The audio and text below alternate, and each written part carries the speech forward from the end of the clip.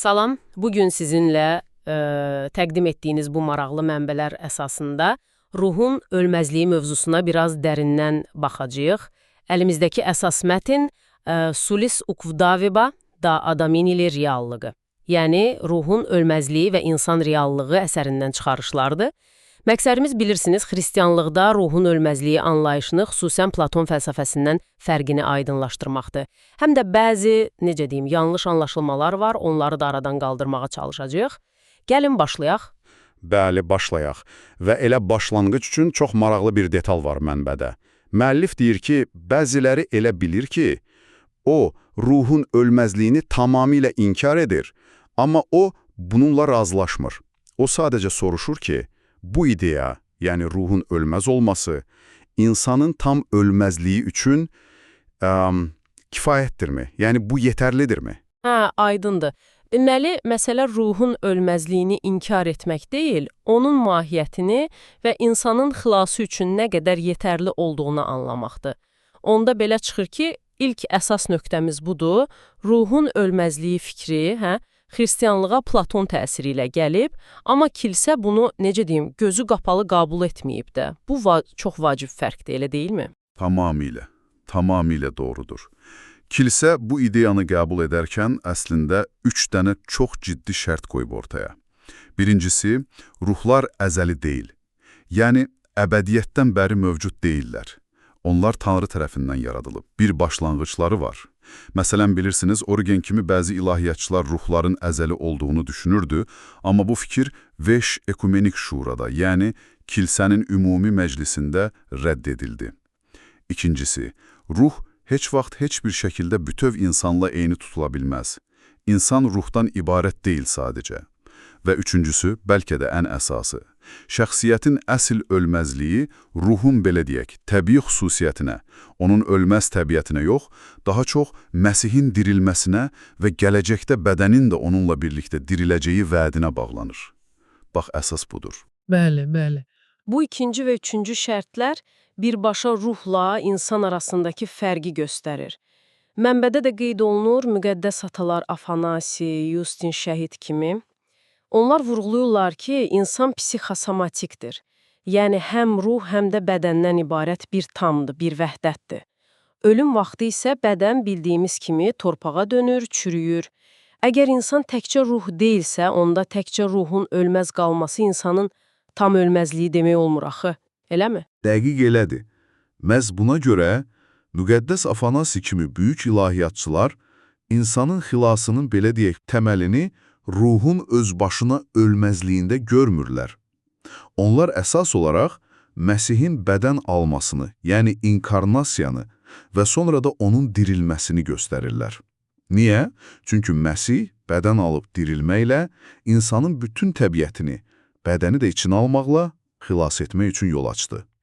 Əgər ruh elə insan demək olsaydı, Platon kimi düşünsək, onda bədənin dirilməsinə, Məsihin bədən almasına nə ehtiyac qalardı ki? Xristianlıq üçün bədən ruhun, necə deyim, bir həbsxanası deyil, onun ayrılmaz dostudur.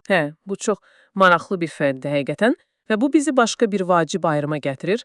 Ruhun təbii ölməzliyi, yəni sadəcə var olmaqda davam etməsi və şəxsi ölməzlik, yəni əsl xilas, əbədi həyat dediyimiz şey arasındakı fərq.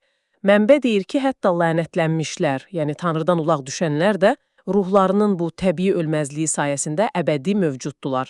Amma bu vəziyyət ikinci ölüm kimi təsvir olunur. Bu necə olur? Çox yaxşı sualdır, çünki əsl əbədi həyat, yəni xilas, sadəcə sonsuz mövcud olmaq deyil. O, Allahla şuurlu, sevgi dolu şəxsi bir münasibət içində olmaqdır.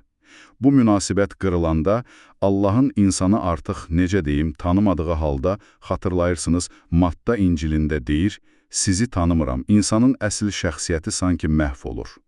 Müqəddəs yazılarda və kilsə atalarının əsərlərində bu həlakət, məhv olma, hətta çürümə kimi çox güclü ontolojik terminlərlə ifadə edilir.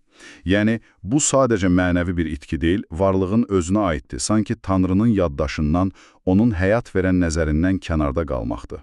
Vay! Bu həqiqətən çox dərindir. Deməli, belə çıxır ki, insanın əsl kimliyi, reallığı mənbədə istifadə olunan termindən desək, hipostazı, yəni onun fərdi varlığı təkcə onun təbiətindən, yəni ruh və bədən olmasından yaranmır, daha çox Tanrı ilə qurduğu o şəxsi münasibətdən doğur. Mənbə hətta vəftizdə ad qoyulmasını da bu yeni münasibətə əsaslanan kimliyin bir simvolu kimi göstərir. Çox maraqlıdır. Bəli, tam olaraq. Məhz buna görə də ruhun o təbii öz-özünə olan ölməzliyi tək başına kifayət deyil. İnsanın həqiqi, şəxsi ölməzliyi üçün Məsih vasitəsilə Tanrı ilə azad, sevgi dolu bir münasibətdə yeni, əbədi bir kimlik qazanması lazımdır. Və bu proses kilsənin içində, kilisə birliyi daxilində baş verir. Hətta mənbə onu da qeyd edir ki, təbiətən ölməz olan mələklər belə öz şəxsi ölməzliklərini, yəni Tanrı ilə əbədi birliklərini Məsihə borcludular. Onlar üçün də bu bir seçim, bir münasibət məsələsidir. Söhbətimizin sonuna yaxınlaşırıq. Mənbə müasir pravoslav düşüncəsindəki bəzi, necə deyim, qarışıqlıqlara da toxunur. Deyilir ki, bəzən Platonun təsiri o qədər güclü olur ki, insanlar sırf ruhun ölməzliyi fikri ilə təsəlli tapırlar və Məsihin dirilməsinə, xüsusən də bədənin diriləcəyinə olan o əsas ümidi sanki arxa plana keçirirlər ya da unudurlar. Mənbədəki o dəfn mərasimi ilə bağlı xatirə bu ziddiyyəti çox gözəl göstərir, elə deyilmi? Bir yandan keşiş ölümü Platon kimi təsvir edir, ruh azad oldu, gözəlliyə qovuşdu filan. Amma o biri tərəfdən elə həmin mərasimin liturgik mətinləri, duaları tam əksini deyir. Ağlayıram və fəryad edirəm ölümü xatırlayanda.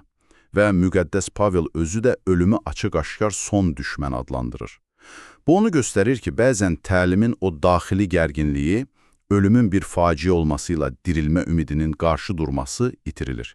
Sanki ölüm adiləşdirilir. Beləliklə, bugün sizinlə apardığımız bu söhbət, bu mənbələrin təhlili bizə göstərdi ki, xristianlıqda əbədi həyat ümidinin kökü, ruhun sadəcə təbii olaraq ölməz olmasında deyil. Əsas məsələ Məsihin dirilməsidir və onunla qurulan o canlı, şəxsi münasibətdir. Ruh insanın bir hissəsidir, çox vacib hissəsidir, amma insan təkcə ruh deyil, insan ruh və bədənin birliyidir və xilas da məhz bu bütöv insan üçündür. Bəli. Və sonda bəlkə də sizin üçün əziz dinləyicilər bir düşünmək üçün mövzu. Sizin əbədi həyatla bağlı şəxsi ümidiniz daha çox nəyə əsaslanır? Ruhunuzun onsuz da təbii olaraq davam edəcəyinə dair bir fərziyyəyəmi? Yoxsa dirilmiş Məsihlə olan münasibətiniz sayəsində bədəniniz də daxil olmaqla bütöv bir varlıq kimi yenidən həyata qayıdacağınıza dair verilmiş o vədəmi? Məncə bu üzərində düşünməyə dəyər bir sualdır.